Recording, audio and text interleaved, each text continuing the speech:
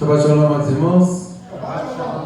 Queridos, duas porções hoje, duas maravilhosas porções, encerrando o livro de Números, Bamidbar, a partir do capítulo 30, verso 2, até o capítulo 36, verso 13. Parashiot, Matot, Masei. Matot, tribos, Masei, jornadas. Ou seja, quais são as jornadas, falando das nossas jornadas, das nossas caminhadas e a nossa identificação, a nossa identidade como povo da terra. Inicia no capítulo 30, verso 2, acerca de votos. Depois do capítulo 31 nós temos a vitória sobre os midianitas, o tratamento dos cativos, o tratamento que o Eterno determina que seja dado aos cativos, a purificação em decorrência desse tratamento. Precisou que o povo fosse purificado, purificação dos soldados, a divisão, dos despojos. Depois vem a oferta voluntária dos líderes. No capítulo 32 nós temos o famoso episódio onde 2,5 tribos desejam habitar na Transjordânia, deixando ali os filhos de Ruben e Gade, e metade da tribo de Manassés ficam próximo ali do Rio Jordão. Segue com os acampamentos, no capítulo 33, vem a morte de Arão, sendo noticiada no verso 38. No verso 50 em diante do capítulo 33, o Eterno manda lançar fora todos os moradores de Canaã. No capítulo 34, nós temos ali os limites da terra, temos a forma de repartição, de distribuição dessa terra.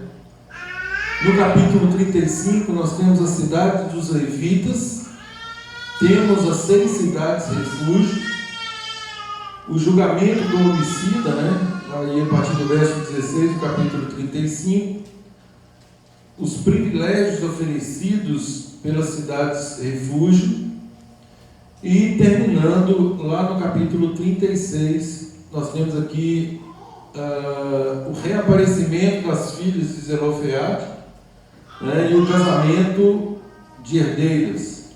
Enfim, voltemos então, a partir do capítulo 30, verso 2, diz assim: quando o homem fizer voto ao Eterno, ou juramento, para obrigar sua alma, não violará a sua palavra, segundo tudo que saiu da sua boca fará.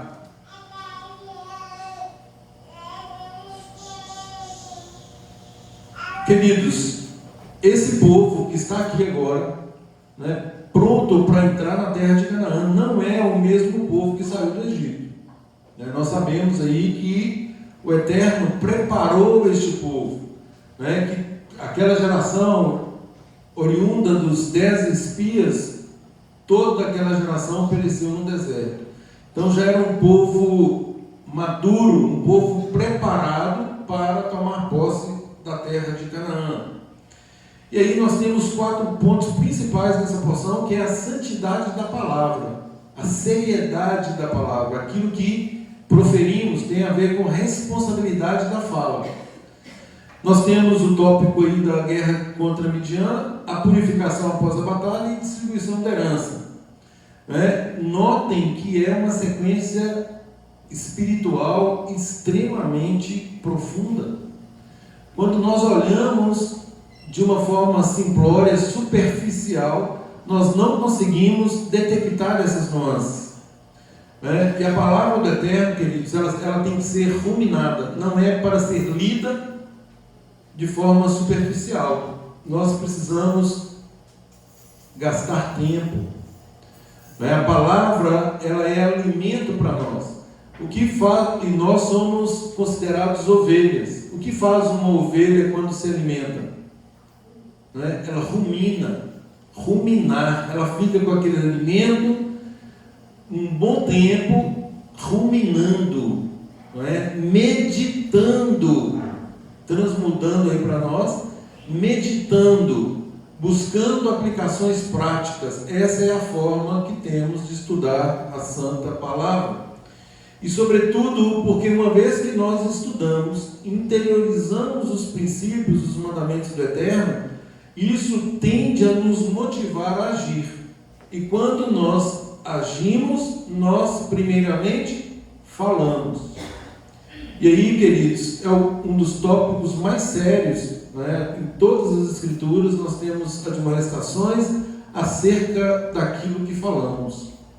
A nossa fala, ela expõe as nossas entranhas, no sentido de que aquilo que está no mais profundo do nosso coração vem à tona quando nós falamos. Nossa expressão.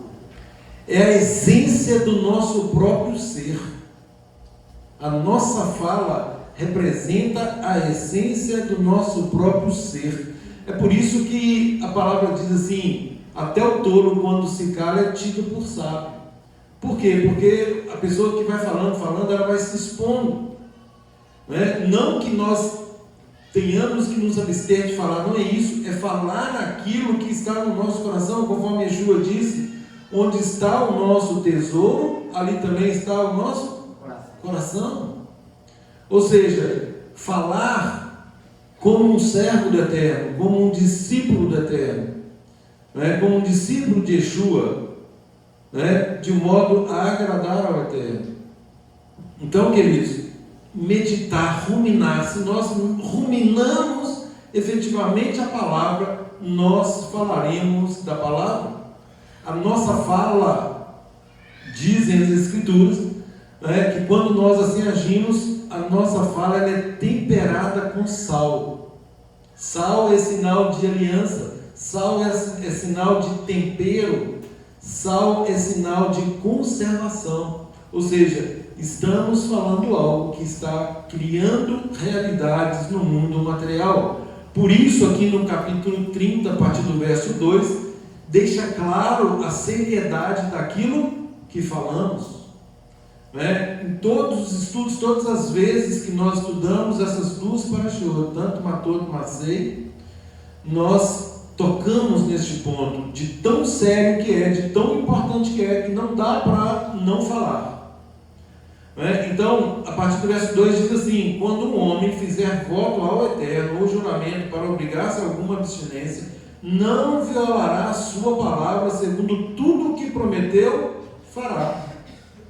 Queridos, a insensatez muitas vezes nos faz prometer coisas que nós não cumprimos. Mas é óbvio que nós não podemos agir dessa forma. Tudo o que prometermos, é por isso que nós temos que pensar antes de falar. Não somos obrigados a fazer votos, não somos obrigados a jurar. Mas uma vez que o fazemos, nós estamos agora compromissados com aquilo que proferimos. A nossa palavra tem que ser cumprida. Yeshua traduz isso numa frase que eu gosto muito, seja o seu sim, sim, e o seu não, não. O que disso passar é de procedência maligna. Por quê? Porque no meio do nosso povo era um hábito: eu juro pelos céus, eu juro diante do Eterno, eu juro pelas estrelas, eu juro pelos astros, eu juro por Jerusalém. Ou seja, cada hora uma forma de fundamentar um juramento. Ora, se nós somos servos do Eterno, nós precisamos invocar qualquer outra coisa que não a nossa própria palavra. Será possível que, sendo filho do Eterno, na condição de filho, a nossa palavra precisa ser corroborada por outras coisas que não ela própria? Nós não temos credibilidade, aquilo que falamos não é crível para os outros, aí nós temos um problema. Se a nossa palavra não é suficiente, nós temos um problema. Eu já falei disso outras vezes, repito. Antigamente meu pai falava sobre isso, os mais antigos falam sobre isso, que antigamente a palavra era suficiente. Não tem documento? não precisa, a minha palavra basta. Ou seja, levava-se tão a sério essa questão da palavra que dispensava-se formalidades. Muitas vezes formalidades eram dispensadas porque se acreditava piamente que aquilo que a pessoa disse ela cumpriria. Isso, gente, é típico de alguém que conhece esse princípio, que serve ao Eterno e que não deixa que a sua palavra se perca. Não é? Então, queridos, aqui nessa porção tem uma sequência espiritual, conforme eu falei, muito profunda, não é? Que é a seguinte: quem aprende a governar a sua própria boca está apto para os desafios da vida. Olha que interessante. Quem governa bem a sua própria fala, sua boca, está apto para os desafios da vida. E antes de enfrentarmos os desafios da nossa vida, nós precisamos enfrentar os nossos desafios interiores, aquilo que está dentro de nós, para que quando nós expusermos as nossas entranhas, o nosso coração, de fato possa produzir resultados de acordo com a vontade do Eterno. E quando fazemos isso, queridos, aí sim nós estaremos aptos a receber a nossa herança. É a sequência da porção de hoje.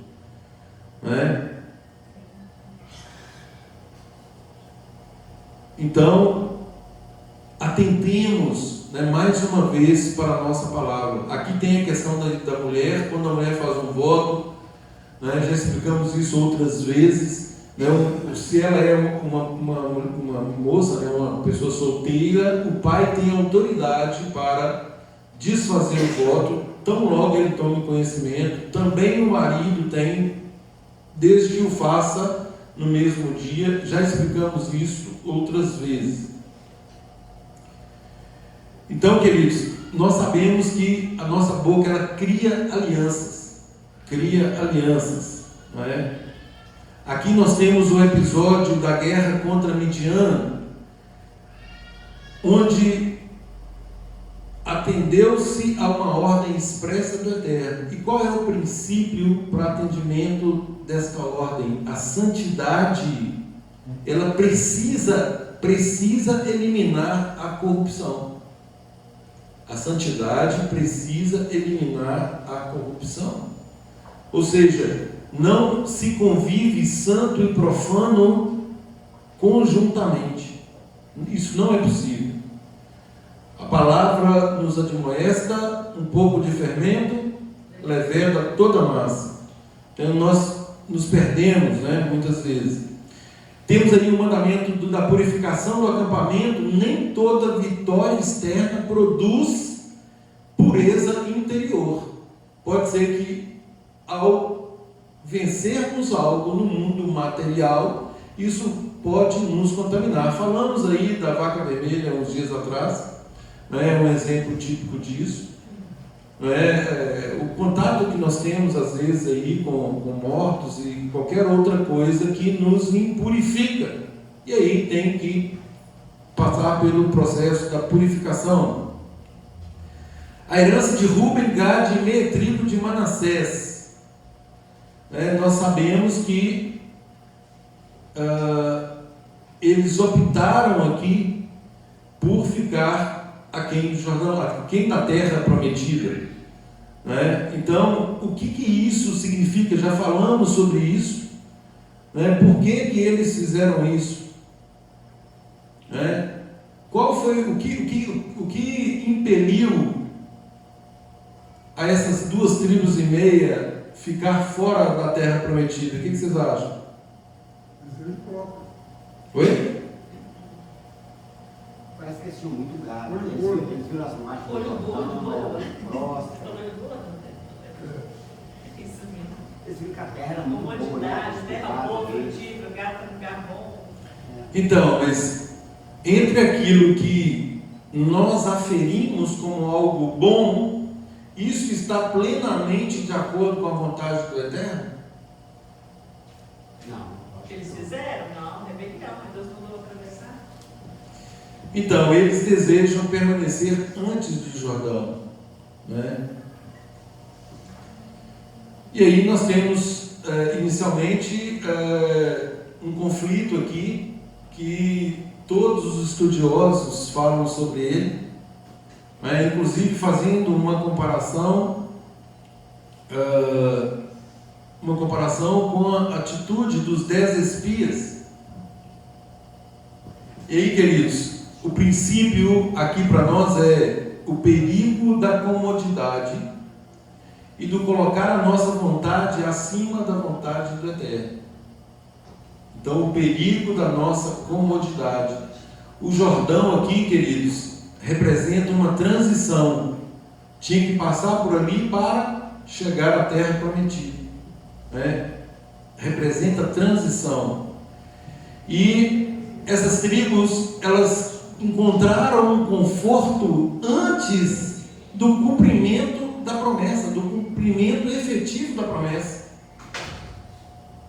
Agora, é óbvio que nós sempre pensamos, né? Assim, mas espera aí, como que eles estão achando esse lugar confortável, sendo que não foi esse o lugar que o Eterno preparou? Como? E aí, queridos, mais uma vez, nós precisamos saber que existe uma diferença entre a vontade permissiva, que barulho é esse? A vontade permissiva do Eterno e a sua vontade perfeita.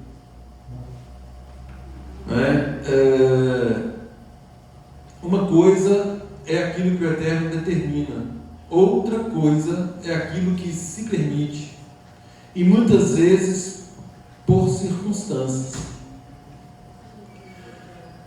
Nós sabemos, queridos, desde Abraão, a promessa foi específica. O Eterno disse o que para Abraão? A tua descendência eu darei esta terra. A tua descendência. E aí o Eterno, lá no capítulo 15 de Bereshit, Gênesis, ele diz: desde o rio do Egito até o grande rio Eufrates. Ou seja, ele está delimitando.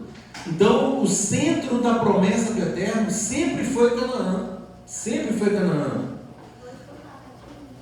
Agora, o Jordão, ele nunca é apresentado, gente, nos planos do Eterno, como um destino final. Nunca foi apresentado.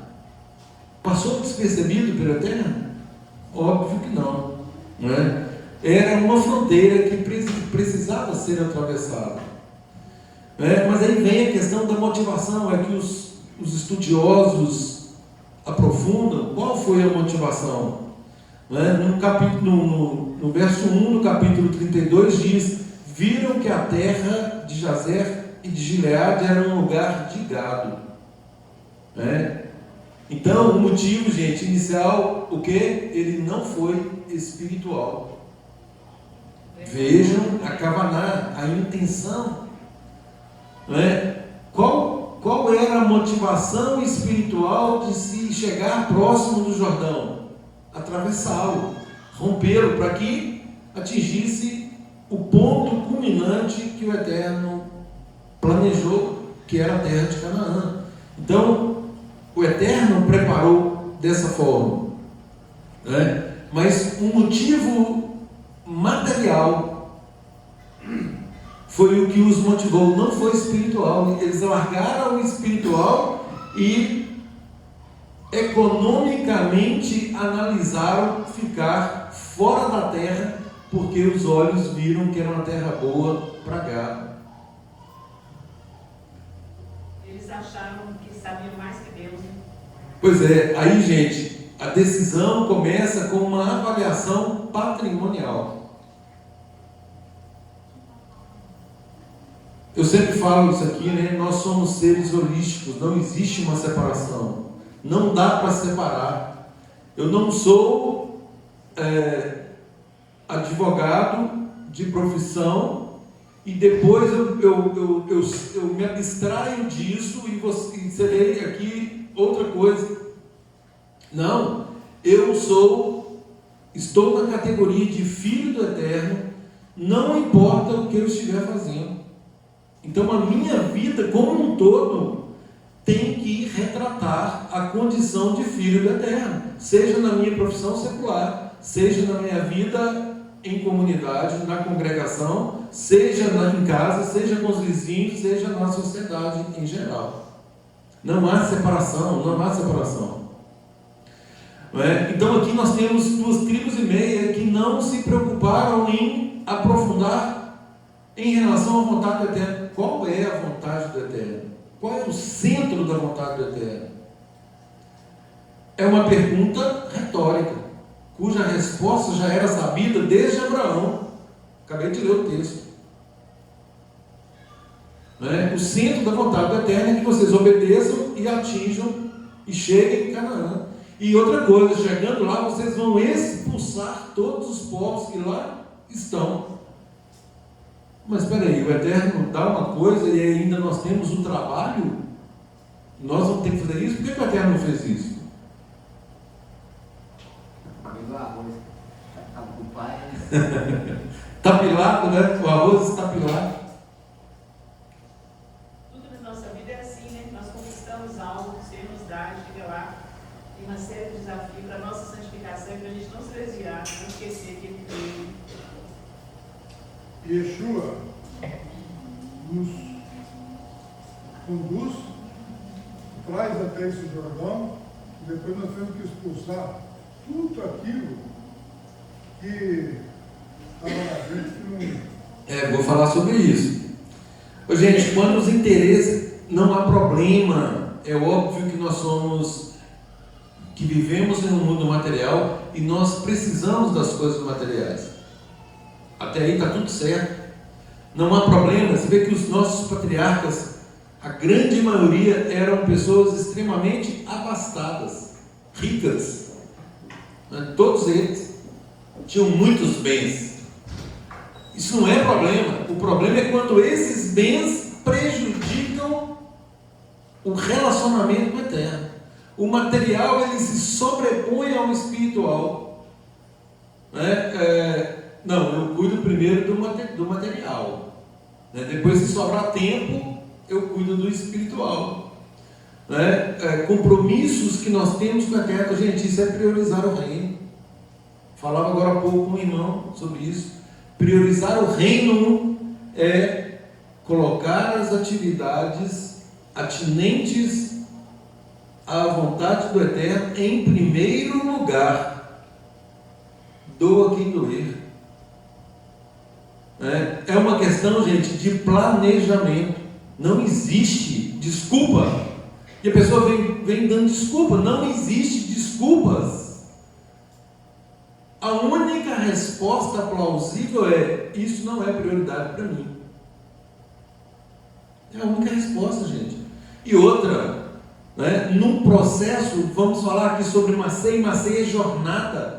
Numa jornada, nós precisamos, quanto mais edificados formos, mais rápido obteremos os resultados espirituais que almejamos. Aí a pessoa vai seguindo manca pela vida, vivendo de gotículas. Por quê? Porque ela própria não se entrega, ela própria não se coloca na condição de ser edificada e edificar-se. Ou melhor, de edificar, de ser edificada e edificar. A pessoa, ela edifica e é edificada. À medida que ela é edificada, ela vai também contribuir com a edificação de outro. E quando nós colocamos os nossos interesses particulares acima do Eterno, nós prejudicamos a obra do Eterno. O centro da vontade do Eterno não é que nós abandonemos o material. Não, é que nós coloquemos o espiritual como prioridade. Se nós assim o fizermos, nós seremos materialmente abençoados por causa da restauração dessa ordem. Olha que coisa maravilhosa, gente. Eu penso sempre nisso e falo assim: é insano Quem faz isso em sã consciência, de forma deliberada, de fato é insensato. Quem faz o quê? Quem não prioriza, ou melhor, quem prioriza o material em detrimento do espiritual é insensato. Porque quando a gente prioriza o espiritual, a gente se conecta à fonte de todos os bens.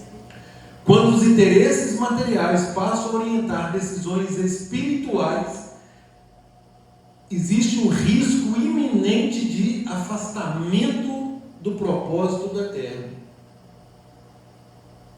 Isso é automático, gente. Mateus 24:12 nos dá uma chave, né? Por causa do crescente distanciamento da Torá. E eu vou falar sobre isso. A estratégia da nossa própria Yetzirah, algo que é lançado pelo adversário, mas que pela nossa inclinação nós cedemos. E não é algo abrupto, isso não acontece de uma vez. Isso acontece por gotículas. Essas gotículas chamam-se permissividade, flexibilidade, relatividade.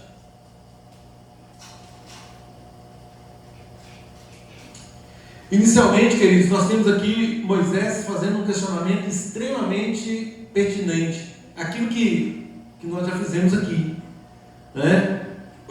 Moisés fala assim com a tribo de Ruben, Gad e meia tribo de Manassés. 32:6. Vossos irmãos irão à guerra e vocês vão ficar aqui. Como assim? Né? E aí ele reforça ainda, ele fala assim: por que desanimais os filhos de Israel? Já imaginou? 12 tribos, né? Praticamente 3 tribos ficando para trás. Nós precisamos da força conjunta. Por que tem 3 que estão ficando para trás? Frustrando um propósito eterno. Aí vem, né, a retificação em relação a essa fala de Moshe. E aí Moshe acaba por permitir, né? A palavra aqui, gente, um detalhe, né? Um detalhe aqui, a palavra utilizada como desanimar os filhos de Israel remete à ideia de desencorajar, de fazer desfalecer o coração do povo, não é? E aí, lógico, isso aqui Moisés está recordando exatamente o que aconteceu com os espias, né? E ele, no verso 8 ele diz: os vossos pais agiram dessa forma, se referindo aos 10 espias. Fizeram desanimar o povo, né? A atitude deles inicial de ficar do lado de cá no Jordão, antes da terra prometida, isso poderia influenciar os demais. Divisão, secção, separação, não é? E lógico, Moisés vê o perigo desta atitude.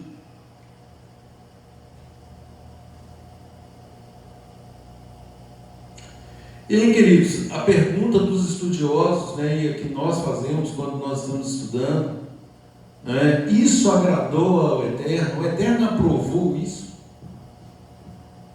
O que vocês acham? Claro que não, gente.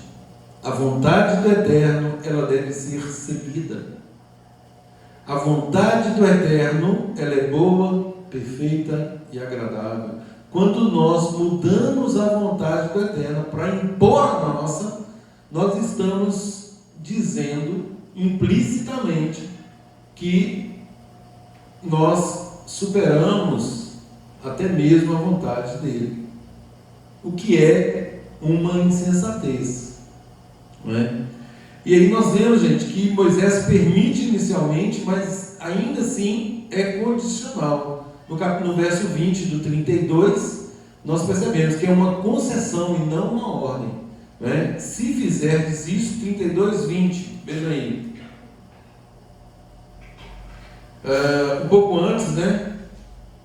Eles dizem, não voltaremos, no verso 18, não voltaremos para nossa casa, até que os filhos de Israel estejam de posse, cada um da sua herança.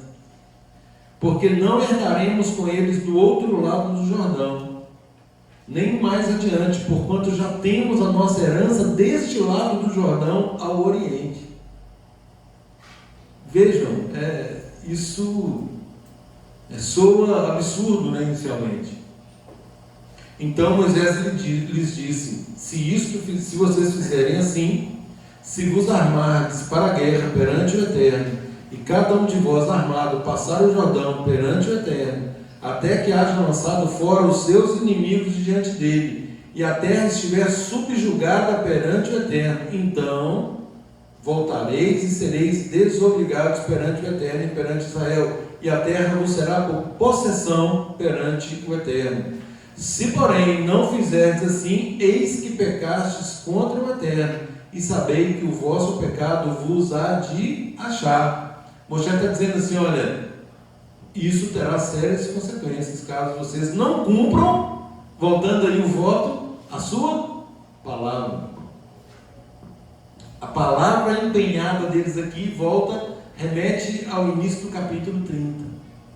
É o voto que vocês fizeram. Se vocês descumprirem isso, o pecado há de achar vocês. Ou seja, haverá consequências. Queridos, nas Escrituras nós temos muitos exemplos de permissão. Não era da vontade do Eterno, mas dada a insistência humana, o Eterno permite, e nós sabemos que todas essas permissões trouxe graves danos à própria sociedade. Nós temos aí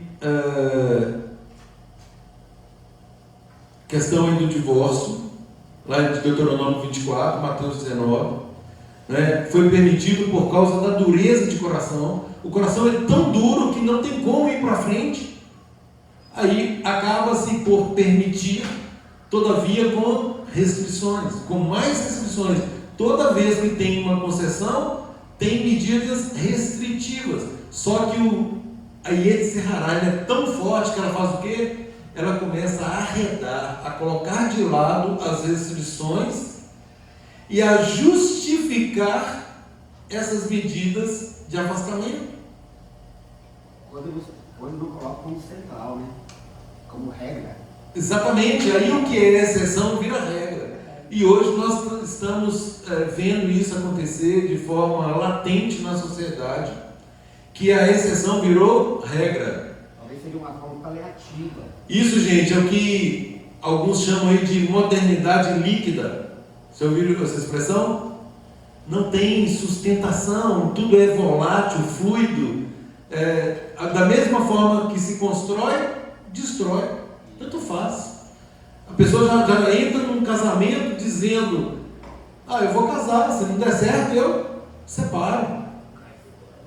Ou seja, totalmente alheio ao plano original do Eterno. Esta não é a vontade do Eterno, mas a dureza de coração muitas vezes se cria uma exceção permissiva com inúmeras restrições que a própria pessoa envolvida acaba por afastar, ou quando não coloca isso como uma questão central, se auto-justificando. Nós temos lá em 1 Samuel 8 a autorização do Eterno, a permissão do Eterno quando o povo pede um rei. O Eterno determinou que o povo tivesse um rei? Não. Ele permitiu. Por que ele permitiu? Da insistência do povo. Nós queremos um rei. O profeta está falando, gente, mas nós estamos sendo comandados pelo Eterno. Não, nós queremos um rei. As outras nações têm rei, por que nós não podemos ter rei? Insano. Aí essa insistência fez com que o Eterno permitisse. E aí o Eterno ainda avisa: Gente, o rei vai fazer isso com vocês. Vocês querem? Ainda assim vocês querem? Queremos um rei.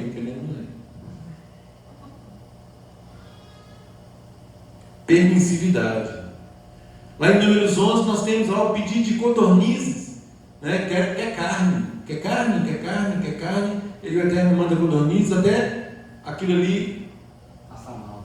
fazer com que a pessoa passasse mal. Permissividade, atendimento aos desejos da carne. Questão dos próprios espias, gente, foi uma permissão. Estudamos isso em Shelah Nerhat.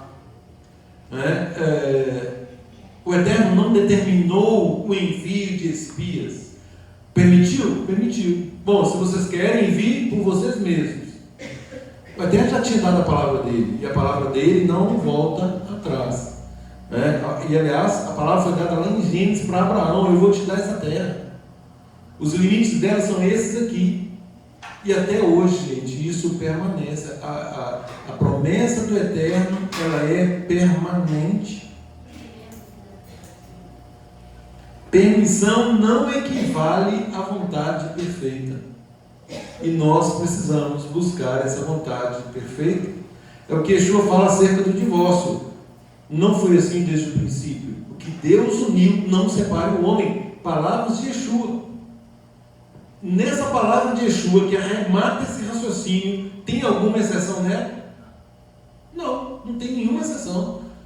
O princípio é o que Deus uniu, o homem não está autorizado a separar. Ponto final. Isso é a restauração da vontade perfeita. Da vontade perfeita. E é nesse sentido que deveríamos caminhar sempre, buscar a vontade perfeita.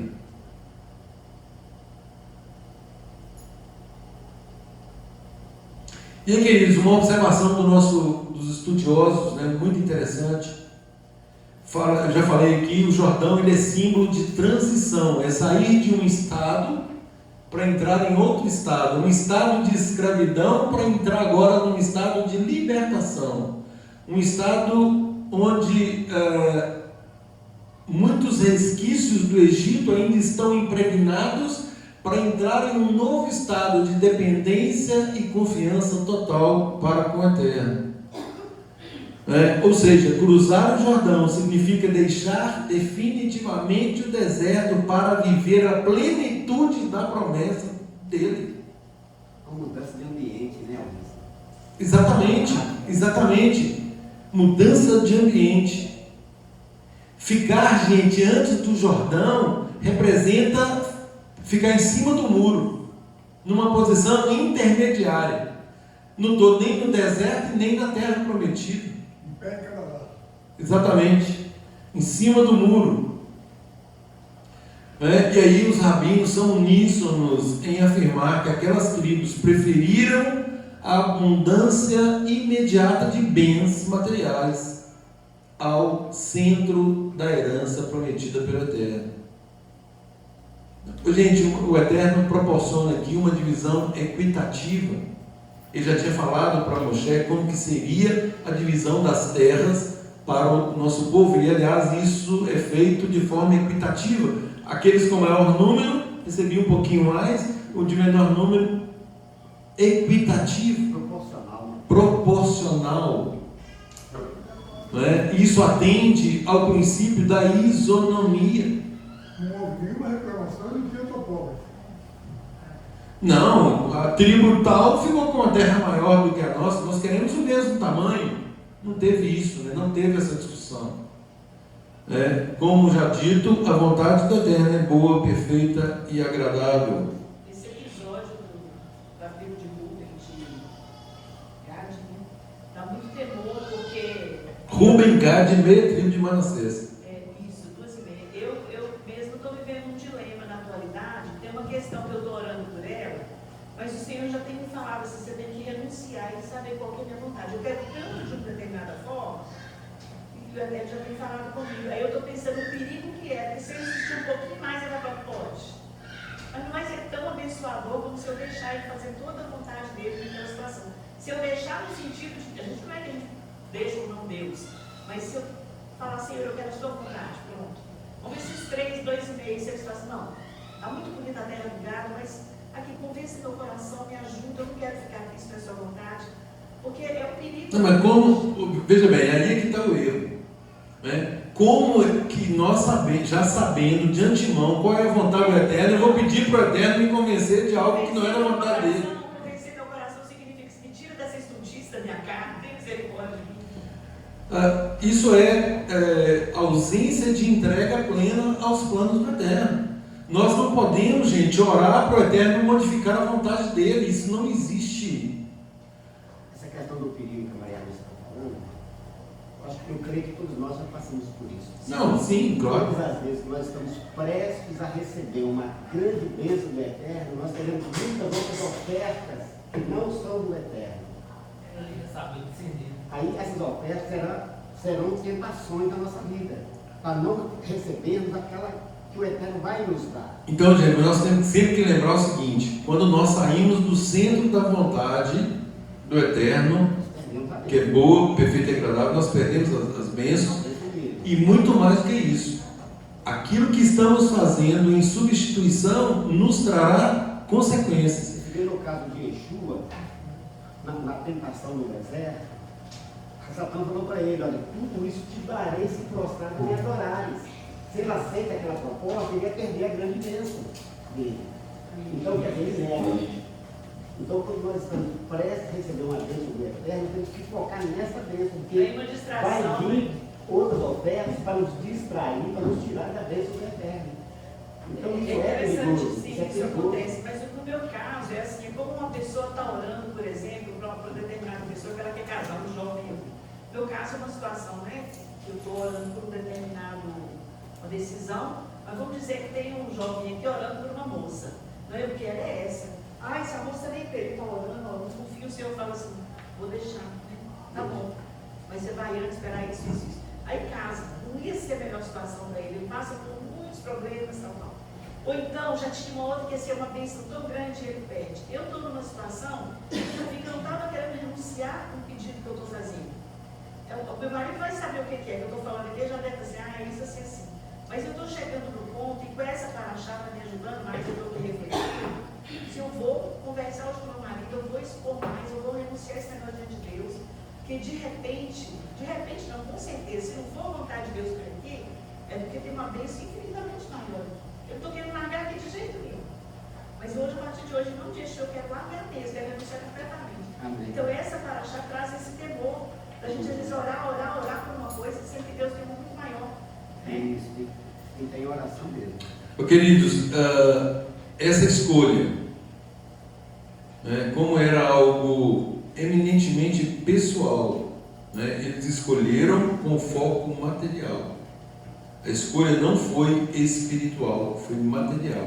A kavaná, a intenção era material, econômica. Isso trouxe várias consequências. 1 Crônicas 5, 25 e 26, nós temos o seguinte: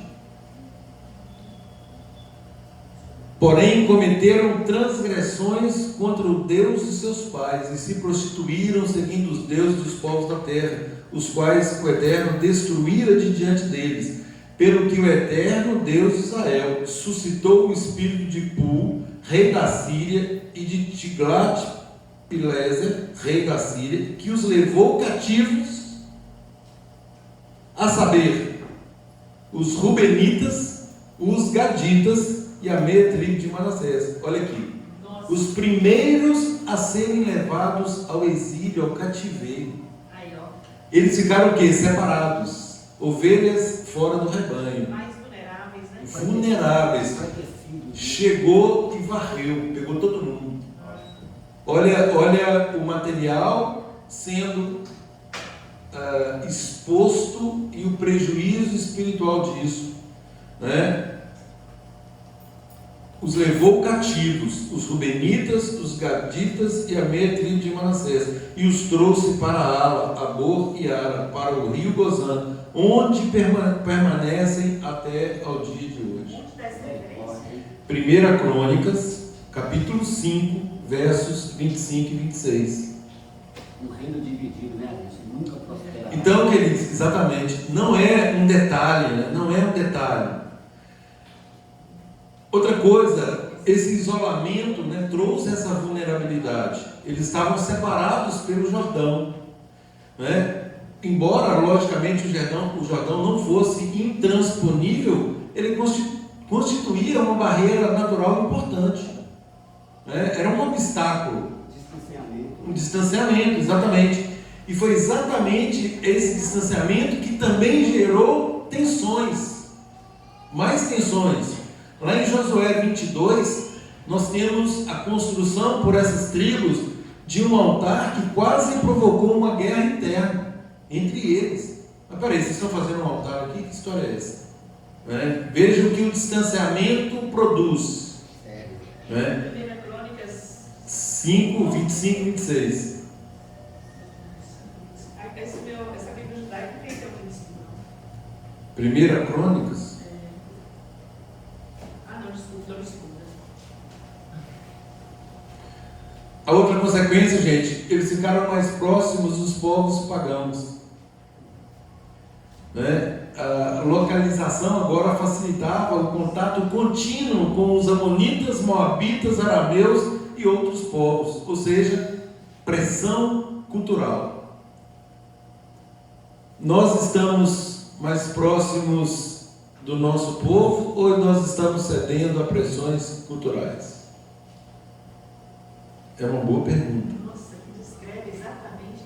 Exatamente.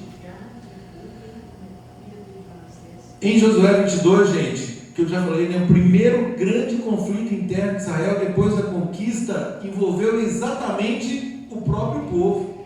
O primeiro conflito, por causa disso, né, eles constroem um altar junto ao Jordão e o restante das tribos que estavam mais longe, eles pensaram que eles criaram um centro alternativo de culto ao Eterno. E aí nós sabemos, né, tem as explicações, nós sabemos que foi só um memorial, mas isso mostra, gente, a fragilidade causada pela separação, né, e a necessidade que temos de reafirmar continuamente a nossa fidelidade para com o Eterno. A pessoa se afasta, acontece aqui, né? A pessoa se afasta, não fala nada, não dá nenhuma satisfação, né? Segue normal. O prejuízo é certo.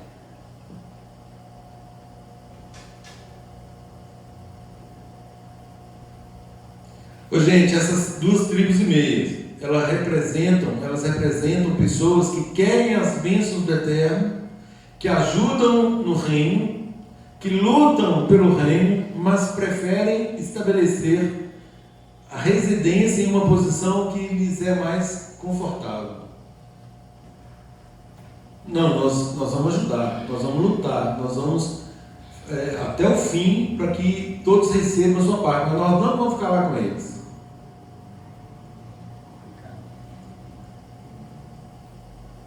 Ou seja, gente, qual é o princípio? É possível participar da obra do Eterno e ainda assim não viver o centro da sua vontade, do seu chamado.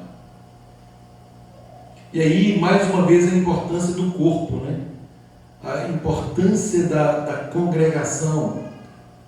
Em Mateus 5, Yeshua ensina que a fidelidade se manifesta em um sim íntegro, sem reserva. Seja o seu sim, sim, o seu não, não. O que passar disso é de procedência maligna. Ou seja, não há espaço para titubeios. Se nós sabemos qual é a vontade do Eterno, por que nós ficamos no meio do muro? Por que nós estamos querendo ficar aquém da terra prometida?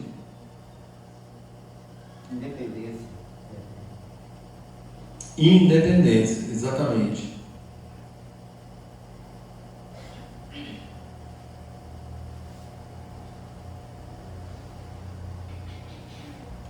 Então, queridos, nós não podemos deixar que a nossa escolha nasça de conveniência, né? Mas que nós possamos buscar a vontade ideal do Eterno para a nossa vida. E outra coisa, dada a nossa Yetzirah, a nossa insistência, a nossa rebeldia, muitas vezes o Eterno nos entrega a nós mesmos. Ele permite, né, uma vez que a insistência é uma insistência constante, né? Ele permite, mas percebe-se claramente que a pessoa não quer se elevar, não quer atingir o centro da vontade do Eterno, ela quer ficar abaixo dela, continuando governando a si mesmo.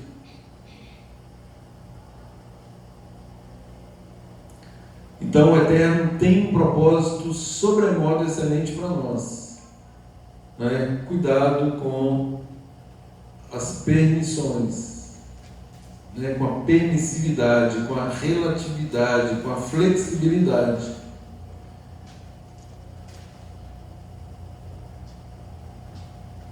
Então nós sempre temos que perguntar, gente, eu estou no centro da vontade da Terra?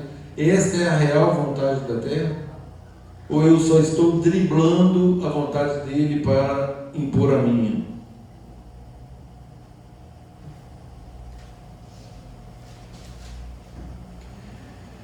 Eu falava com a minha esposa hoje de manhã como que a Haftará das duas porções, né, ela nos chama a atenção para esse tipo de conduta.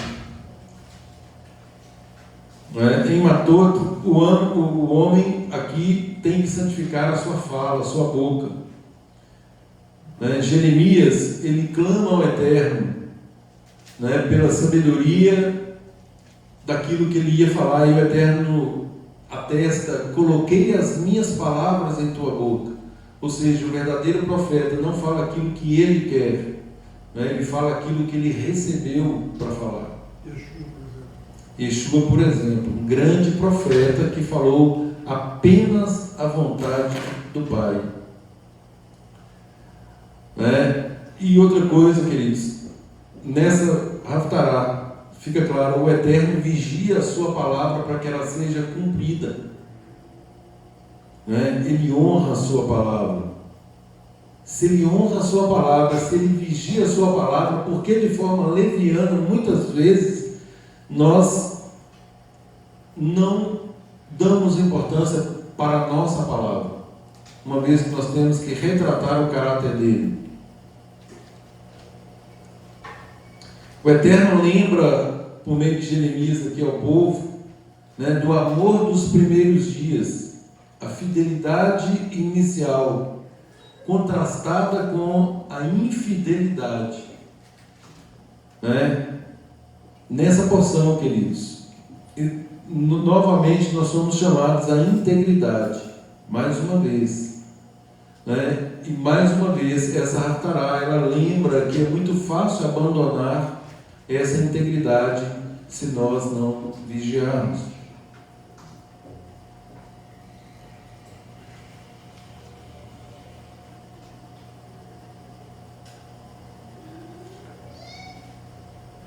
Quais são os princípios dessa porção? Nossa palavra possui o valor espiritual que o Eterno espera que seja dado? Ou seja, estamos dando um bom testemunho daquilo que falamos, daquilo que empenhamos, Estamos nos deixando seduzir pelas coisas que se nos apresentam aí fora, ou estamos mantendo a nossa integridade e fidelidade aos princípios do Eterno? Eu vou voltar uma pergunta aqui, na passagem de Rubricate, Pode. Eu estou vendo aqui que todos eles foram levados cativos para a Síria, E quando foi escrito que fez, até hoje estão lá. É mais sério ainda. Se a gente fica insistindo com uma coisa com Deus e não renunciar. Então, isso é assimilação. Aconteceu a assimilação. Se tornaram escravos deles, foram levados cativos. Meu Deus, misericórdia. Serão trazidos de volta um dia. O remanescente. Sim. O remanescente. Vamos ver quem sobrará,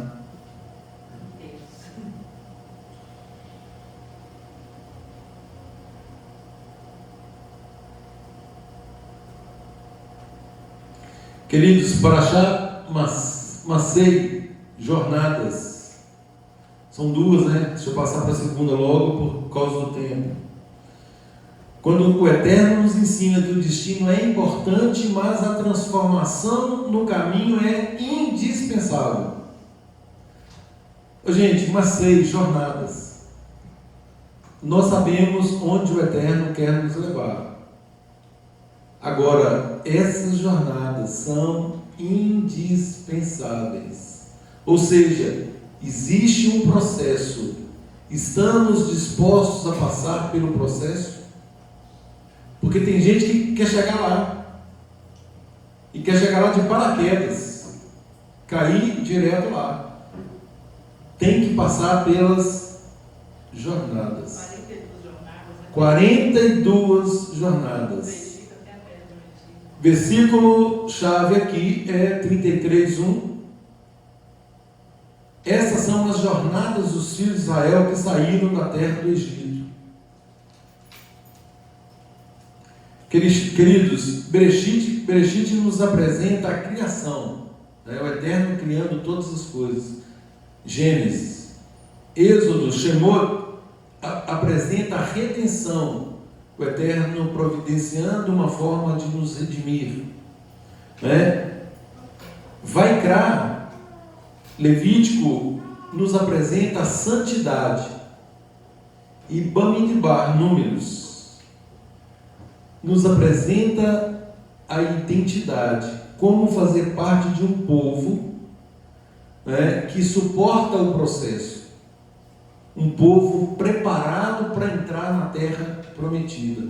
Ou seja, nós estamos repetindo, gente, nós estamos a caminho da terra prometida, do mundo vindouro. Metaforicamente, a história se repete, né? Então, atentemos para o princípio que Shaul nos adverte em Romanos: tudo que outrora foi escrito para o nosso ensino foi escrito, para que pela paciência e consolação das Escrituras nós possamos ter esperança, não é? Então, essas são as jornadas. Não diz essas são as vitórias, não diz essas são as conquistas, nem essas são as promessas. O Eterno registra cada etapa da caminhada. Por que ele faz isso?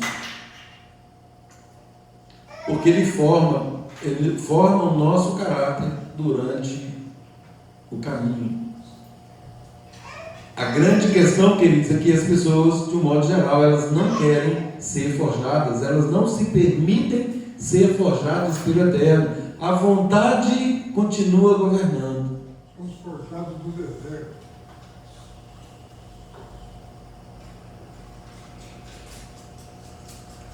Todos nós valorizamos muito o ponto de chegada, mas o Eterno está valorizando quem nos tornamos durante a nossa caminhada. Ou seja, essa caminhada está fazendo diferença na nossa vida. O que mudou é uma autoanálise. Eu amo isso, né? Eu amo que a cada estudo da Paraxá eu possa refletir aquilo que o Eterno está fazendo na minha própria vida. Macei, gente, significa partir, deslocar-se, levantar acampamento, colocar-se em movimento. Ou seja, na espiritualidade, permanecer imóvel representa total estagnação. E o Eterno odeia estagnação. Desde quando ele chama Abraão, ele chama para sair, né? Conduzindo o nosso povo aí pelo deserto e agora chegando à terra prometida. Ou seja, sempre em movimento, não tem estagnação. 42 jornadas, 42 estágios, sempre em movimento, atendendo aos comandos do Eterno.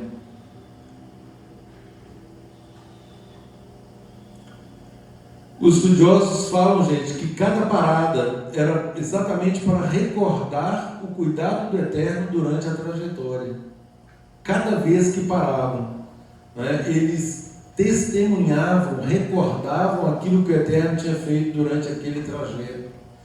Vejam, experiências contínuas, 42 experiências para recordar, 42 passos, a formação do caráter durante todas essas vicissitudes, adversidades que se lhes apresentaram durante a trajetória. Quem não reconhece isso, nunca enxerga Adonai.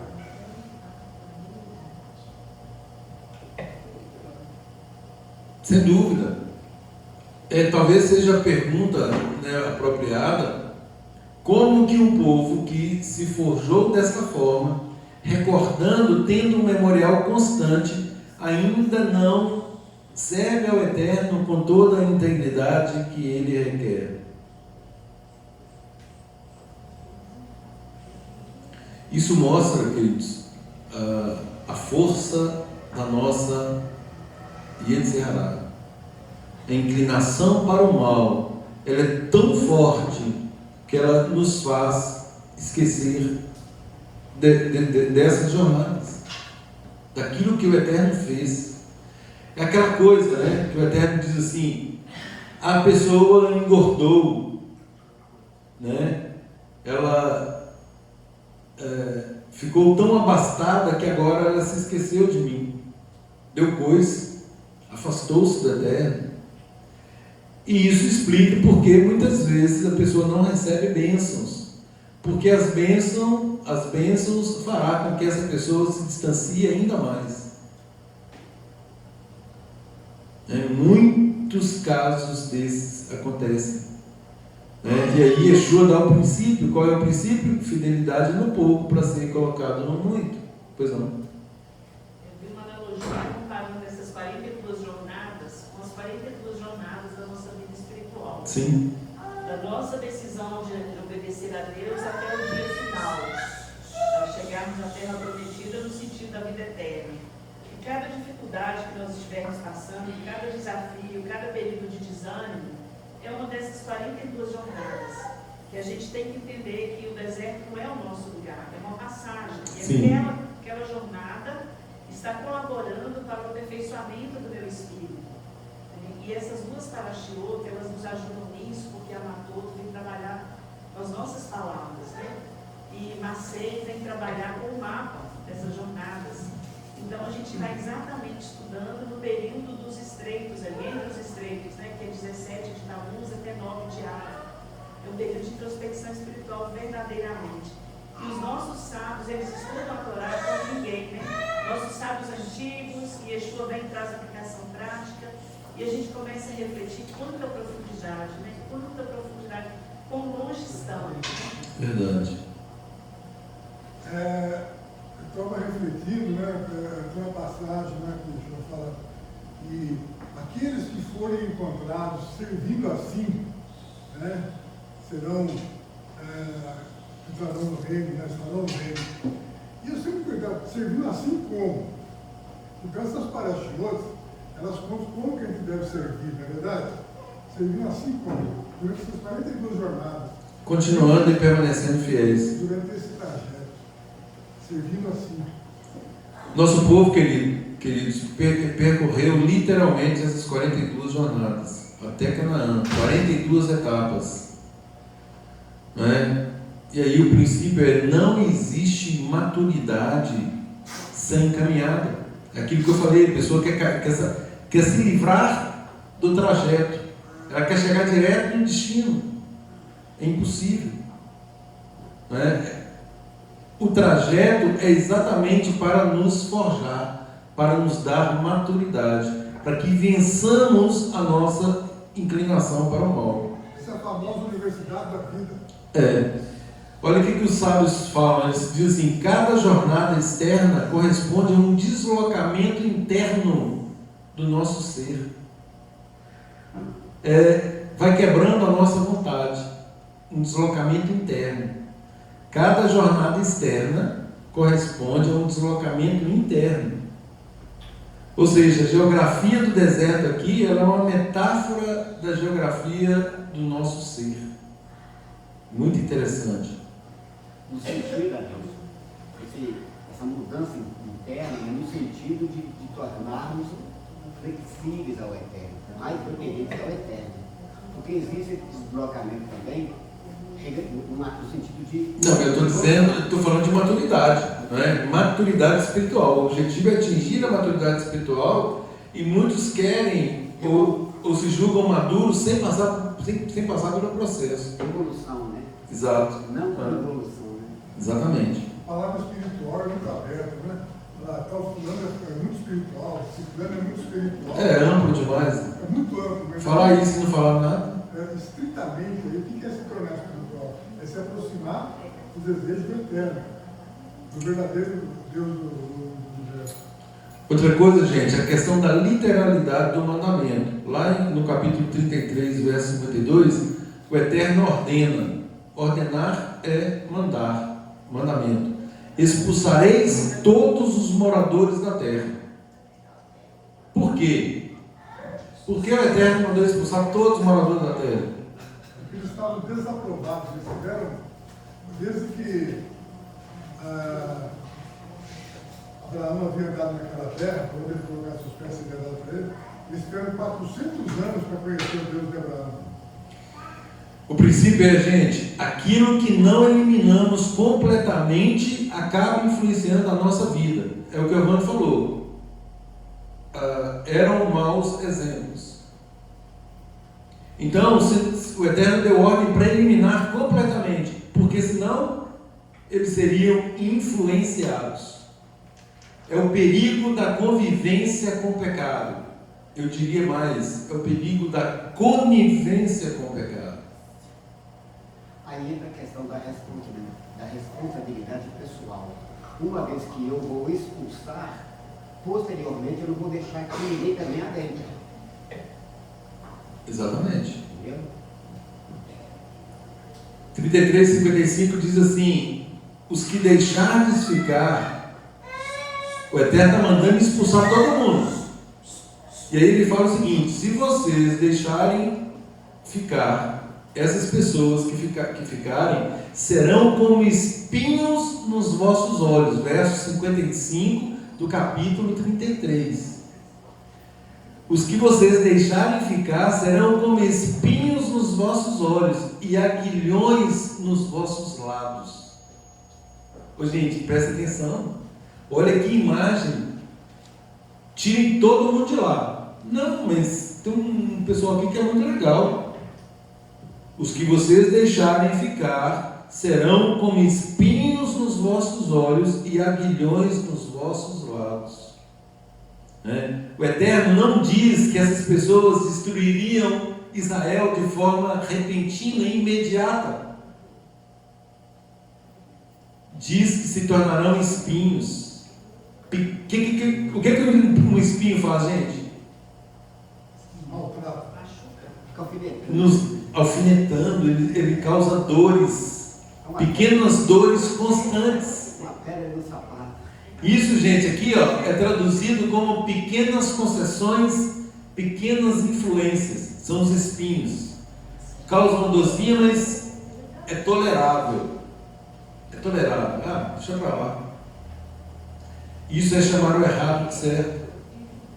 Pequenas concessões. O pecado, gente, ele raramente, é o que eu falei, raramente ele destrói de uma vez. Ele vai gradativamente, exatamente. E aí hoje, esses inimigos que ficaram na terra, eles podem representar várias coisas.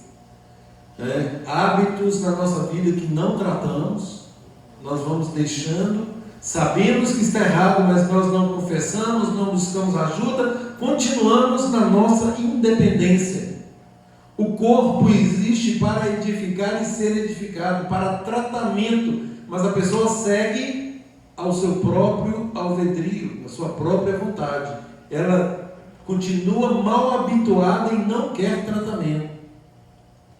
né? Se traduz também como isso é orgulho, amargura, né? Questão da pornografia, que é um vício terrível e muitos ainda sustentam isso.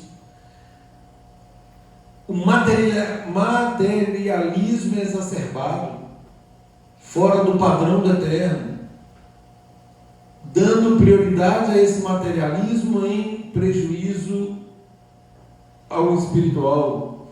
Uma religiosidade vazia também representam esses inimigos.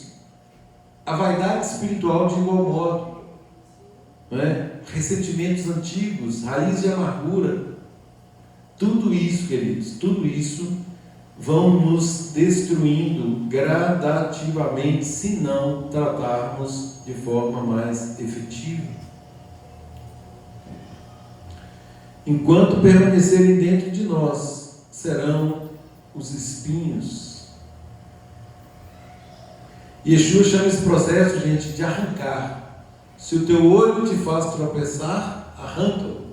É claro que Yeshua não está falando aqui do órgão em si, é uma metáfora que ele usa para explicar aquilo que contamina o nosso interior, o nosso coração. A gravidade, para romper definitivamente com aquilo que está nos conduzindo à transgressão da lei da terra, ou seja, ao pecado. Pois não? Não?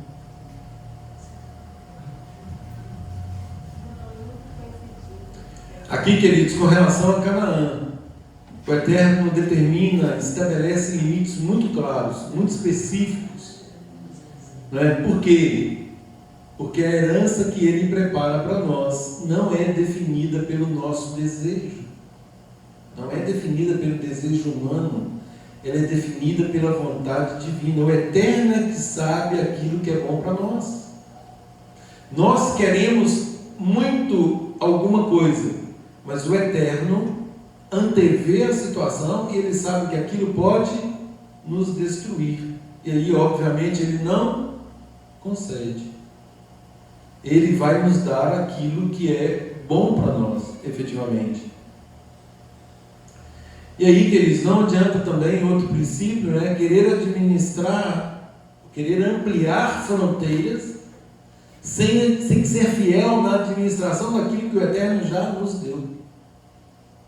Fidelidade no pouco, né? Para sermos colocados no muito. Quem não governa bem pequenas responsabilidades dificilmente será apto a grandes. Queridos, aqui falar só um pouquinho das cidades-refúgio, né?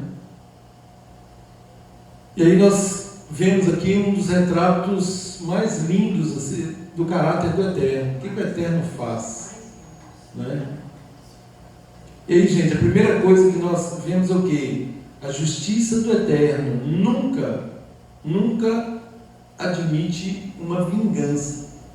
Esse é o primeiro princípio. O Eterno estabelece uma cidade de refúgio aqui, para quê? Para proteger aquele que causou uma morte involuntária, né? Até que ele fosse efetivamente julgado.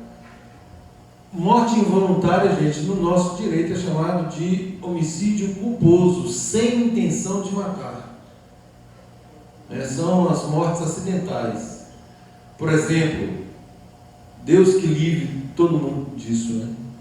Mas aconteceu aqui em Timóteo vários episódios assim. O pai que vai tirar o carro da garagem, o filho está atrás do carro.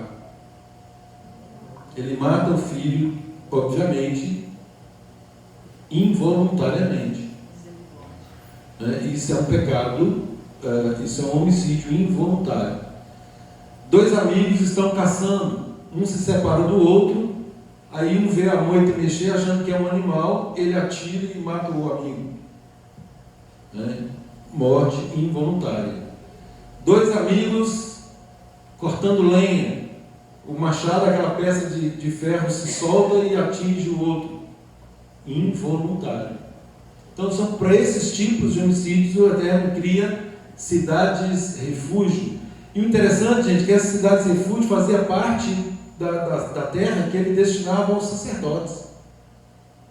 Eram 48 cidades, sendo que 6 delas foram classificadas como cidades de refúgio, no meio dos sacerdotes, no meio dos levitas, perdão, no meio dos levitas. Qual é a função disso? Por que isso? Maravilhoso, cuidar de Deus, né? Ficar no meio daqueles que guiam na palavra, que ensinam a palavra, para ajudá-los, né? Para ajudá-los, para confortá-los, para orientá-los, para retificá-los. Nada é por acaso, gente. Nada é por acaso. Por isso a vontade do Eterno é boa, perfeita e agradável. A gente olha isso e fala assim: quanto cuidado o Eterno teve com relação aos homicídios involuntários. Agora, os voluntários eram sumariamente... Não, aí Nada mostra. dolo, né? A vontade de matar. O mandamento é: não matarás. Se a pessoa mata de forma deliberada, ela responde por isso. E aí era sumariamente executada. Como a gente está estudando e fazendo os desenhos da IA, de cada IA, está sendo muito interessante. A vontade de compartilhar com todos os irmãos, né? A gente entende minúcias, né? Por exemplo, quando fala lá que Deus manda distribuir 48 cidades para os levitas, bem espalhadas, bem pulverizadas em toda a terra de Israel, para sempre ter um levita perto para ajudar no ensino da palavra, né? A intermediação com o Eterno. Aí fala que dessas 48 cidades, 6 vão acolher os assassinos involuntários, serão as cidades refúgio. Vão acolher, não é uma cidade para ficar lá como ermitão, não. Vai ficar no meio mesmo ali dos levitas, né? Então eu fiquei vendo cuidar. O processo de ressocialização, de integração. E Deus mandou colocar 3 cidades do lado do rio e 3 do outro. Se a pessoa está do lado da terra, chegar aqui, o vingador pode pegar no caminho e matá-lo, né? Assim ele tem como fugir rápido. Gente, a gente fica maravilhado. Então, e o objetivo era esse: evitar uma vingança imediata. Esperar julgar para ver se realmente foi involuntário. Isso, exatamente, até o julgamento. Porque a tendência é aquela coisa da emoção, a violenta emoção, produzir uma vingança imediata. E aí, quando ia para a cidade de refúgio, os ânimos aí arrefeciam e a coisa se estabilizava. É muito interessante isso. Queridos, depois outro episódio aqui são as filhas de Zelofeade que reaparecem aqui, agora recebendo orientação sobre casamento. E aí, lógico, quem lê isso aqui descontextualizado da vontade do Eterno e daquilo que só o povo do Eterno deve seguir, vai ver isso aqui, ou verá isso aqui como uma limitação, porque o Eterno dá uma ordem aqui com relação à preservação da herança. Nós estudamos na semana passada que elas recebem herança no lugar como se fosse, uma vez que o pai não tinha tido filhos homens, elas recebem a herança na mesma condição, de forma também equitativa. Só que aí, para casar, o Eterno coloca para elas condições para casamento. E aí, analisando isso sob o prisma do mundo hoje, iriam falar o quê? Quem é o Eterno para escolher com quem eu devo me casar? Eu sou livre para eu casar com quem eu quiser. Existia aqui, gente, uma limitação de tribal. Isso é para evitar o quê? Redução das terras, né? E o jugo desigual. Redução das terras. A preservação ali da terra que foi distribuída, a terra de Israel. Agora, também a questão do jugo. Não é uma restrição apenas, é a proteção aqui, primeiro, da terra, da distribuição da terra. E aí, queridos, o Eterno também demonstrando a questão da responsabilidade, tanto individual quanto coletiva. Aquilo que nós sabemos, para que nós possamos orientar as pessoas, colocá-las no centro da vontade do Eterno. Também arrastará dessa porção, gente, é Jeremias 2. Jeremias, ele relembra aqui o amor inicial de Israel. Lembro-me da fidelidade da tua mocidade. É exatamente isso que a Paraxá Maceiro faz, ao recordar as jornadas, recorda toda a trajetória, toda a caminhada. E Jeremias aqui ele mostra algo diferente, né? Enquanto o Eterno, obviamente, permanece fiel em todas as jornadas, essa é uma certeza que nós podemos carregar, não é? Nós muitas vezes, assim como Israel lá naquele tempo, muda a direção, ou seja, vamos fazer diferente, né? Por quê? E aí diz, né, meu povo trocou sua glória. Jeremias, então, ele denuncia aqui, gente, uma tragédia. O povo trocou a fonte de águas vivas por cisternas rachadas.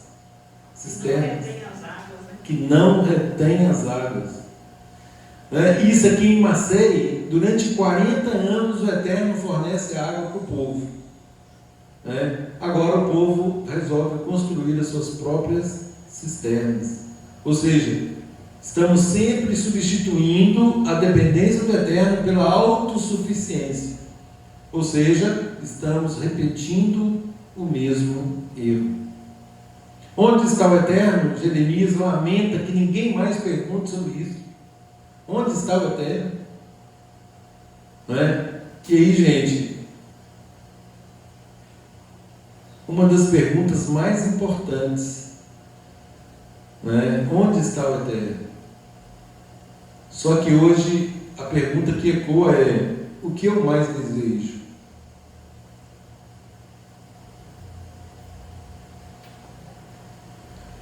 Lá em Tiago 4, fazendo parte aí da Brit Hadashah, Tiago fala assim: de onde vêm guerras e contendas entre vós? E a resposta que nos surpreende é: não vem das circunstâncias, nem elas vêm de desejos desordenados. A entropia aí, né, irmão? Pois não. Uma coisa que a gente observa, né, na prática, é que esse processo de santificação, de andarmos para Deus ver o que você falou no início, é quando não tem ninguém olhando, para Deus ver se eu estou aprovado ou não. O que me ajuda nisso, de fato, é o que Ele já colocou à minha disposição, que é uma leitura sistemática, continuada da palavra, com discussão com os irmãos, para a gente para aplicar aqui na nossa prática, a vida de oração, de jejum, de andar na luz um pouco do Mashiach. Se a gente se recusa a esses princípios básicos, a gente fica rodando em círculo. Verdade. Porque a Bíblia é como um espelho. Eu chego lá e vejo os meus sujos. Tem dia que a gente fica tão abatido com a leitura, mas, meu Deus, misericórdia. E aí a gente começa a orar sobre aquilo, porque ela realmente mostra as sujeiras, né, os pontos que nós temos que retificar. Mostra todo dia. Tem um dia que a gente vê que não tem no nosso ponto, né? Meu pai até dizia um comentário que eu achava interessante, ele falava assim: eu fico tão sem graça no dia que eu leio provérbio, sem graça o dia inteiro abatido. Porque às vezes eu penso que eu sou alguma coisa, mas na hora que eu vejo provérbio, eu falo: nossa, como eu sou tolo, como me falta sabedoria. Mas é verdade, a gente precisa dessa exposição diária da leitura. E Deus colocou esse direcionamento para nós aqui, para todos, né? É um comando simples. Vamos fazer essa leitura diária, vamos nos expor, vamos ter essa unidade, discutir entre nós. O que a gente pode fazer aqui para aperfeiçoar nossa vida com Deus, nossa vida espiritual, que a gente vai atingir isso aí. Queridos, não troquemos o Eterno para a satisfação dos nossos próprios desejos. A amizade do mundo é inimizade contra o Eterno, diz Tiago no capítulo 4, verso 4. Tiago aqui, queridos, ele está reapresentando para nós o caminho da restauração, da sujeição, da resistência à nossa inclinação, né? A purificação das nossas mãos e a humildade, né? E isso resume, sem dúvida nenhuma, a nossa trajetória, a nossa caminhada. Enquanto Macei mostra 42 jornadas, Yeshua nos mostra agora: eu sou o caminho. A Torá aqui apresenta uma estrada. O Messias torna-se essa estrada. Olha aqui. Uma estrada, uma trajetória que nos conduz ao Pai. Em Yeshua, a caminhada e o destino convergem, porque Ele nos conduz ao Pai. e Ele é o caminho. Né? Ele diz: ninguém vem ao Pai a não ser por meio dele. E por que por meio dele? Porque ele efetivamente conseguiu o status de filho, a aprovação de filho, sendo o primeiro dessa nova criação. Como diz em Romanos 8, 28 e seguintes, o primogênito da nova criação. E tudo que ele ensinava era a vontade do Pai. Nada dele. Queridos, que sejamos fortes. E ser forte é dominar a nossa inclinação. Eis que o pecado, a transgressão, a violação jaz à porta. Cumpre-nos dominá-lo.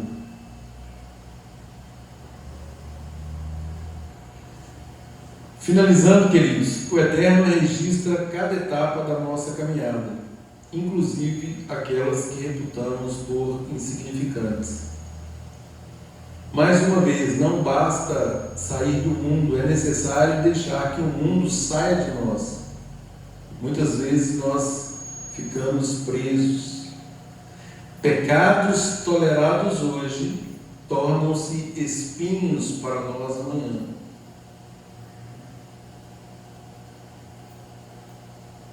A amizade com o mundo começa quando deixamos de perguntar: onde está o Eterno? Que Ele nos capacite a andar em plena dependência e obediência a Ele. Finalizando os dois livros, declaramos o quê? Razak, Vernice, Razek. Seja forte, sejamos fortalecidos. Shabbat shalom a todos. Shabbat shalom.